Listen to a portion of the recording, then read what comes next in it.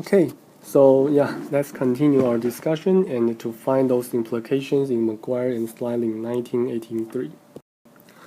Okay, so we will start to discuss implications and finally we will do a brief discussion about extensions and conclusions. So we know the real problem the two manufacturers want to solve is to select a channel structure. Okay, they need to decide whether they want to use no level of intermediary, which means integration or company store, or they may choose to do one level of intermediary, which means decentralization, which means finding a franchise store. Okay, so that's the question that they really need to solve. And in the channel structure game, okay, there are two players, the two manufacturers. They make decisions simultaneously. That means this is a static game, and each of them has two options: either do integration or either do decentralization. And the payoffs under each action profile is the equilibrium profits we have just found in the previous slides, or I mean videos. Okay, so the payoff matrix can be constructed by solving the four pricing games and the four pairs of expected equilibrium profits. So if we collect everything we have from our calculation, then for manufacturer 1 and the manufacturer 2, we may write down their payoffs for each action profile. For example, when they do integration and integration, their profits will both be 1 over 2 minus theta squared. Okay? If one chooses integration, the other one chooses decentralization, their equilibrium profits will be different. And if they do decentralization together, okay, this is the profit we have just calculated in the previous video. This is a 2x2 game, and we have all those 8 numbers we need as payoffs, and that somehow tells us that we may try to solve this game. Okay, at least this game is well defined, and we may try to solve this game. By solving that game, we mean we want to find Nash equilibria. Okay, and here the question we want to ask is for pure strategy Nash equilibria. And that means we will not try to find mixed strategy Nash equilibria. Okay, if you still have the idea in mind, mixed strategy means a probability distribution you set on all your possible options. For example, one mixed strategy is to integrate with 30% and decentralize with 70%. Okay, the reason that we do not want mixed strategy Nash equilibria is because when you are choosing your channel structure, you cannot just mix anything, right? You cannot say, okay, tomorrow when I wake up, I want to do integration with probability 1/2. No, that's something impossible. Once you choose your channel structure, you need to use that for at least a certain amount of time, right? That's some kind of long-term decision. Yeah. So that's why here we only care about pure strategy Nash equilibria. Okay, so do we have pure strategy Nash equilibrium in this game? You know, in general, there may not be any. Yeah, so we need to somehow try to analyze this game. So it seems to be a complicated work. So let's start with some extreme cases. How about we start with these two polar cases?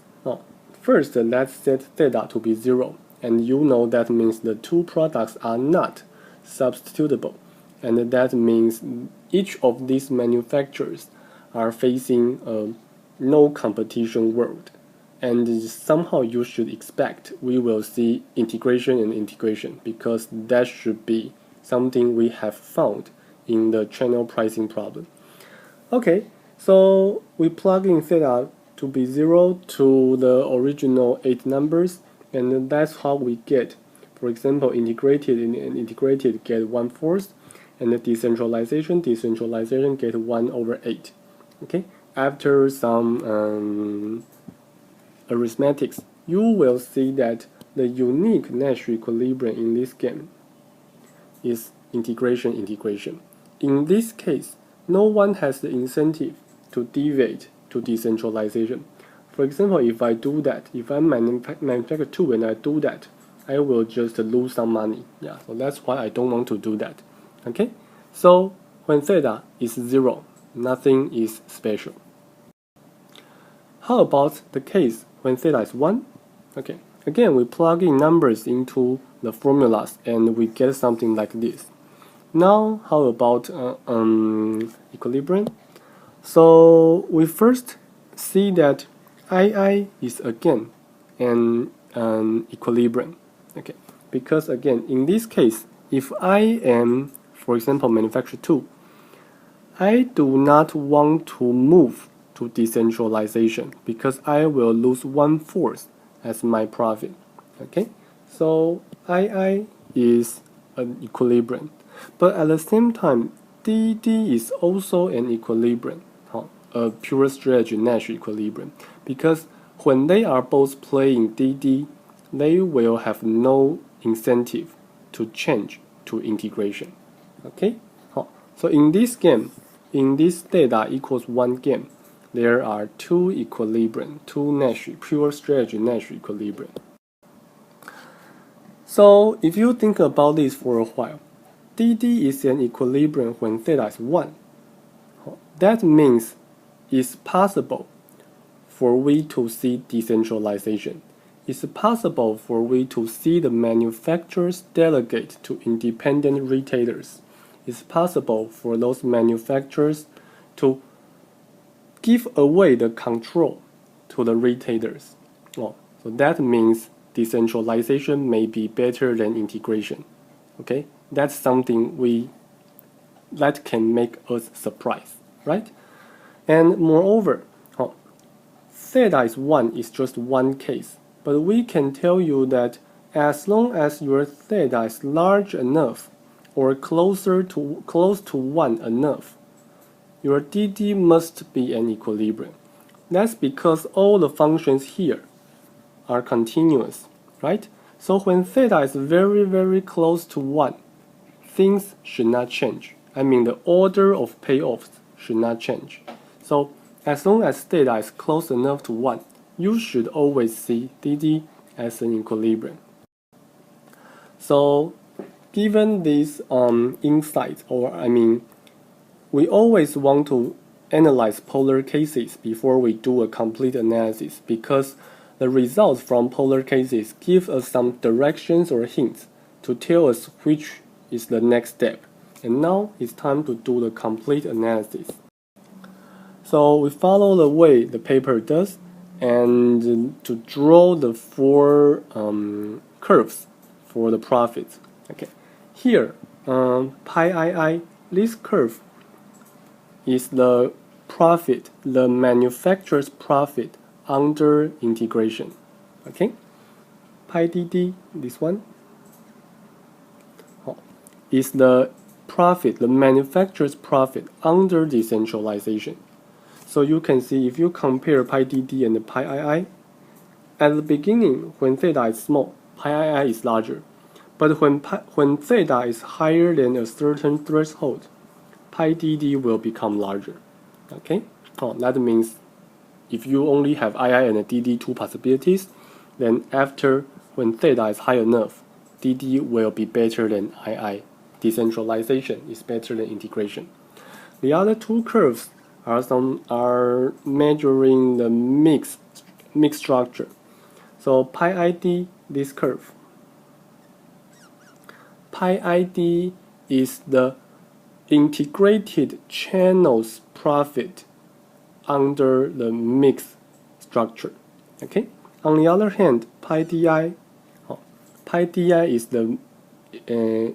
is something under the mix structure. Under the mix structure, the manufacturer in the decentralized channel earns pi DI. Okay, that's the meaning of pi ID and pi DI. Okay, then immediately you see one thing. Pi II is greater than pi DI for all the theta. What does that mean? Pi DI means my competitor is doing integration and I am doing decentralization. Pi means I switch from decentralization to integration. So comparing these two curves, I know mixture is never an equilibrium. If one guy is playing decentralization, he must want to do integration. Okay? And immediately this also tells us II will always be an equilibrium.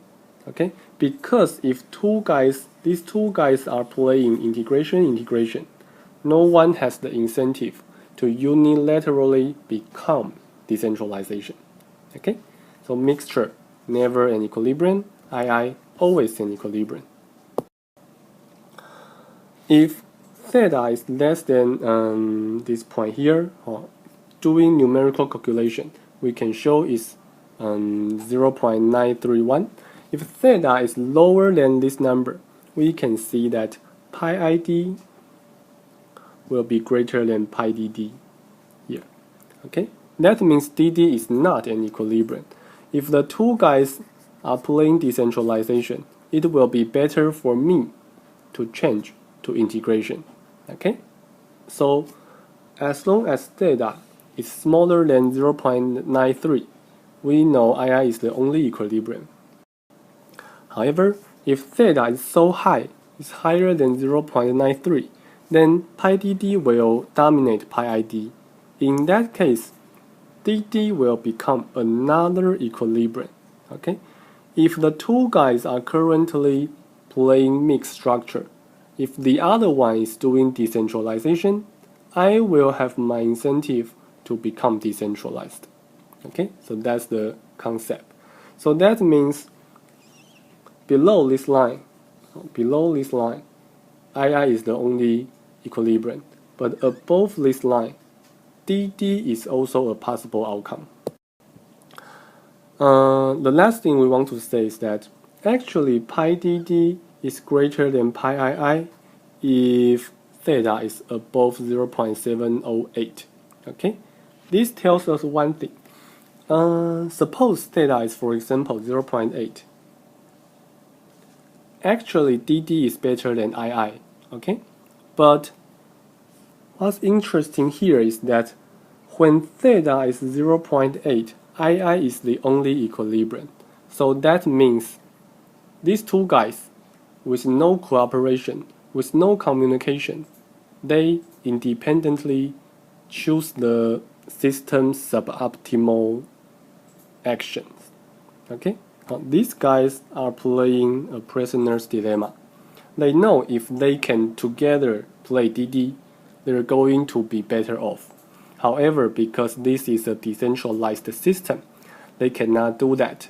They must follow their game rules to get II as the equilibrium outcome. That's what we call prisoner's dilemma, right?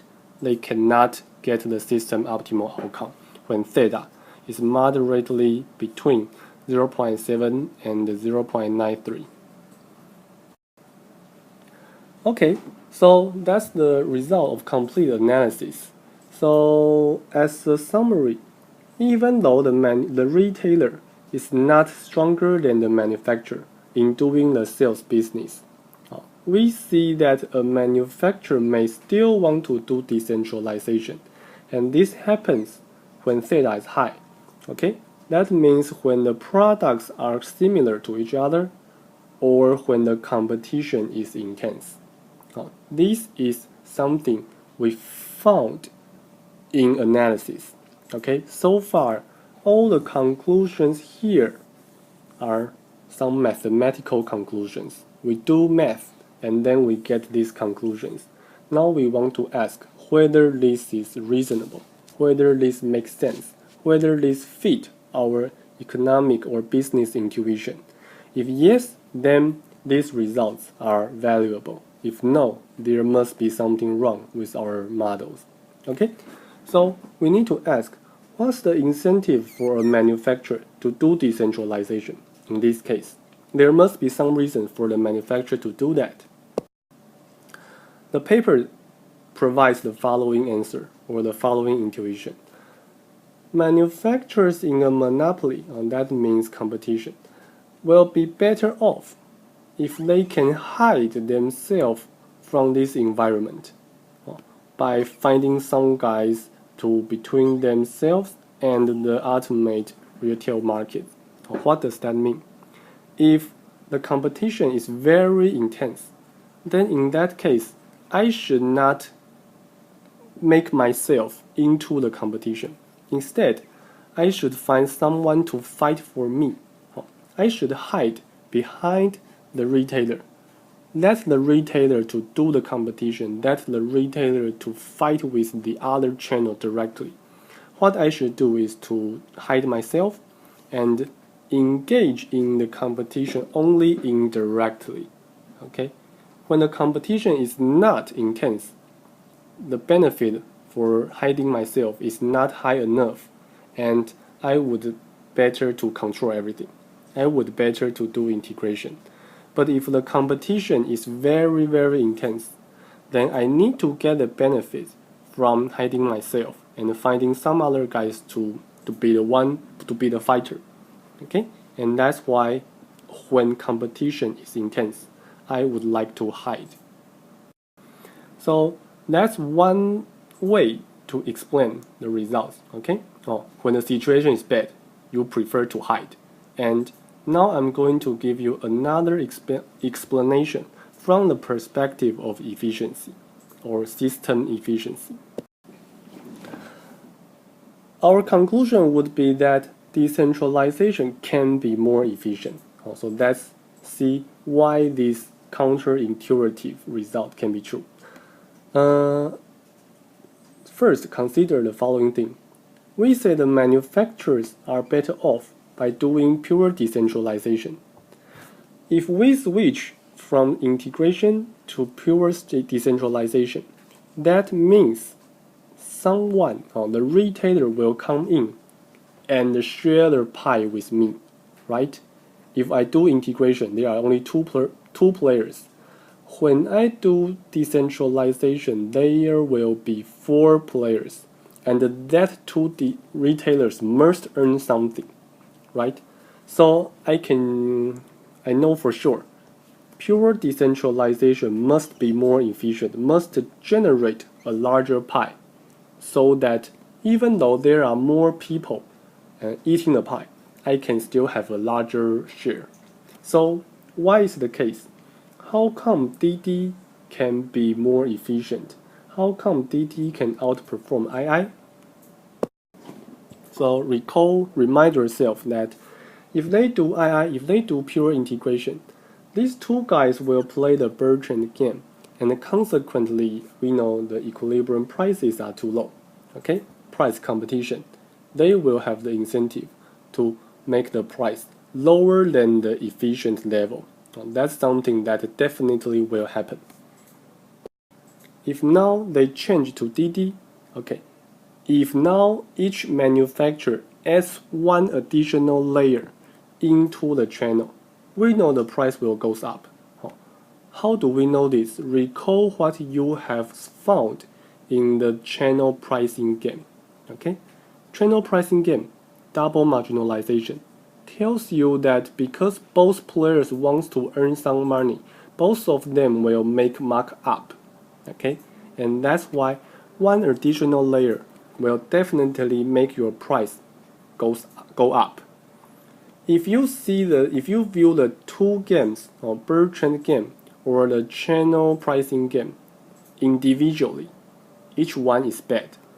Bertrand game, price competition, horizontal competition makes the price too low, and vertical competition makes the price too high. So both are bad. But when you put these 2 things together, these 2 effects are conflicting, and amazingly, one of each other will somehow compromise with the other one. Okay? Originally the price is too low. Then I introduce another bad effect, which makes the price too high. But too low add too high somehow gets back to the efficient level. Okay? So decentralization here, decentralizing or delegating to a retailer will make the prices goes back to be closer to the efficient level, and that's going to make the pie larger. That's the reason for decentralization to work, for decentralization to be preferred, because that can help them drive the price up. So probably you want to ask, yeah, that's reasonable, but if all they want to do is to drive the price up, what's the point for having someone to do that? Why don't they do that by themselves? Why don't they just say, okay, let's make price up? So recall this again.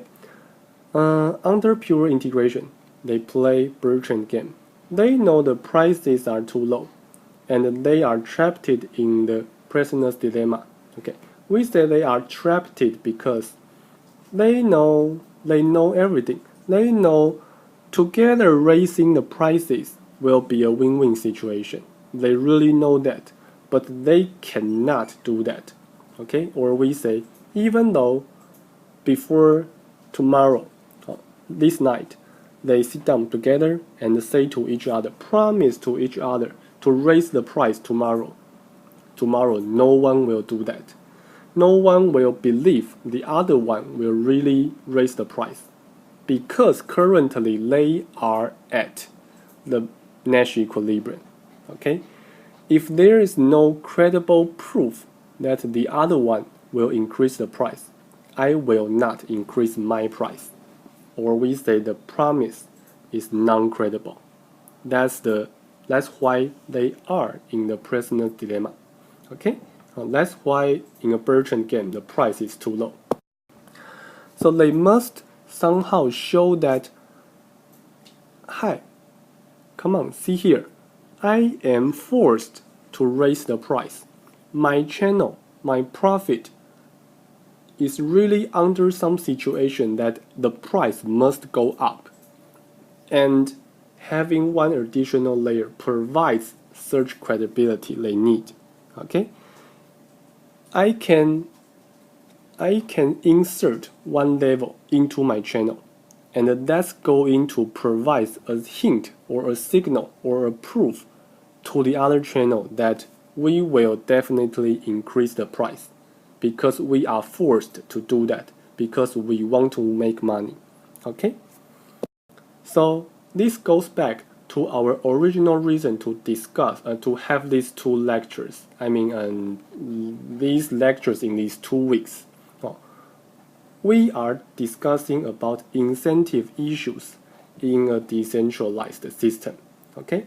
When the two manufacturers are playing a Bertrand game, this is a decentralized system.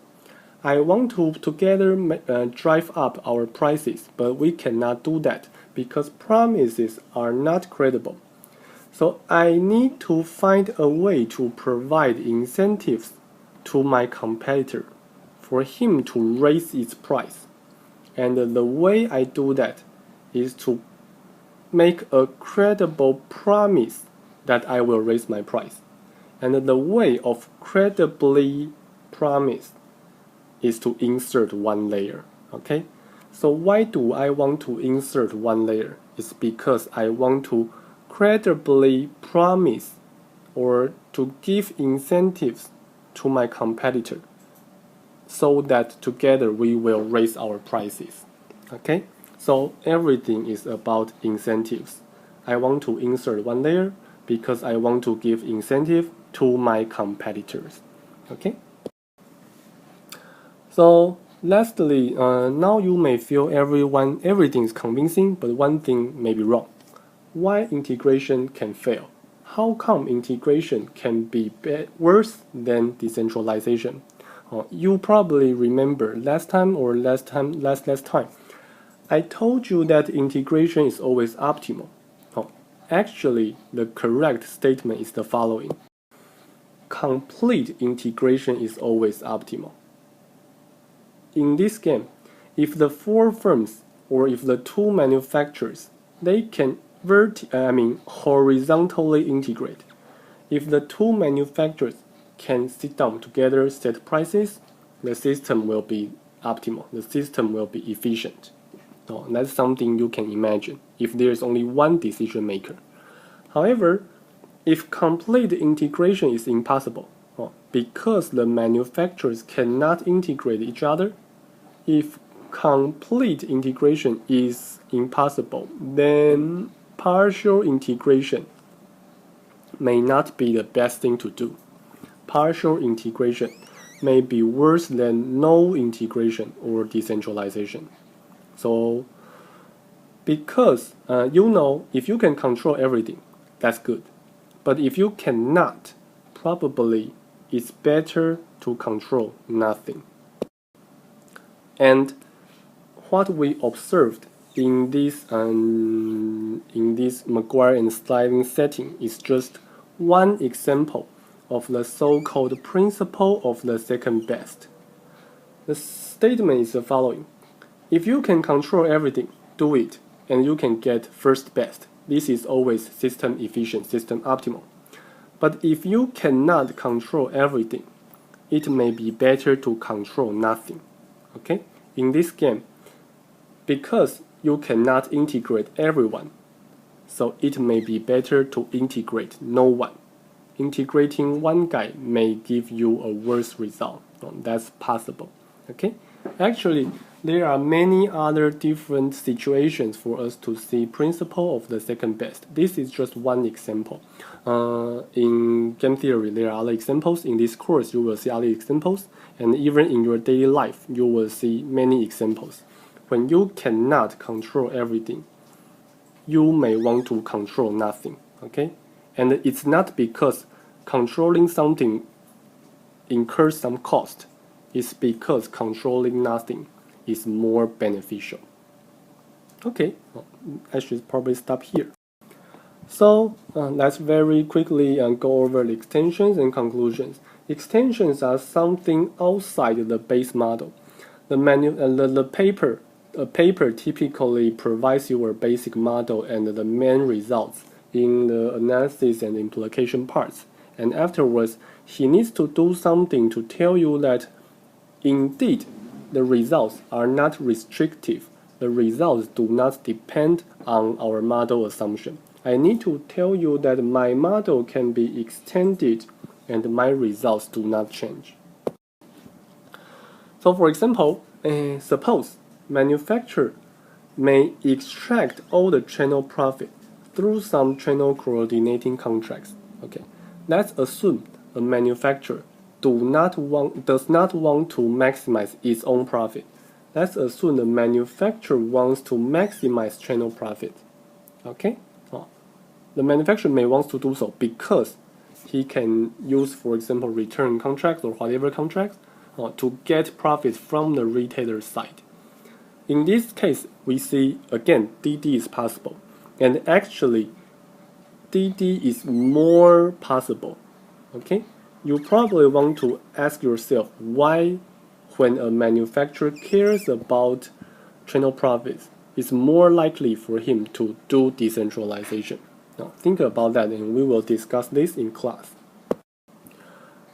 Okay, then another situation is that suppose the manufacturer can better control the retailer by setting a sales quota or a price ceiling. The result will still be valid. Sales quota means you as a retailer, as my retailer, you need to sell at least a certain amount. That's called a sales quota. Price ceiling means your retail price cannot be higher than some amount. Okay? When a manufacturer can do this kind of control to the retailer, okay, in this case, the manufacturer may still prefer decentralization. If the two manufacturers can collude, that means can cooperate and decide the prices together. In that case, we see, indeed, they will always downward integrate. In this case, there's no reason for them to do decentralization. This is what we expect. Finally, those qualitative results will still be true when we have other game structures. You may want to check the paper. In the paper, several other ways to play the game are listed. For example, if you remind yourself, about the mixed structure, one manufacturer, one retailer, and another integrated channel. There we mentioned about the game rule is for the individual manufacturer to set the wholesale price, and then the two retail prices are determined together.